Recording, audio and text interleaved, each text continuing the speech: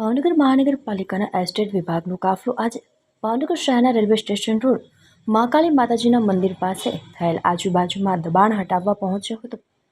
ભાવનગર મહાનગરપાલિકાની એસ્ટેટ વિભાગની અને દબાણ હટાવની ટીમ દ્વારા રેલવે સ્ટેશનની આજુબાજુમાં અને મહાકાળી માતાજીના મંદિરની પાસે ખડકાયેલ સ્થાયી પ્રકારના દબાણો, લારી ગલ્લા સહિત હટાવી તમામ લારી ગલ્લા જપ્ત કરવામાં આવ્યા હતા.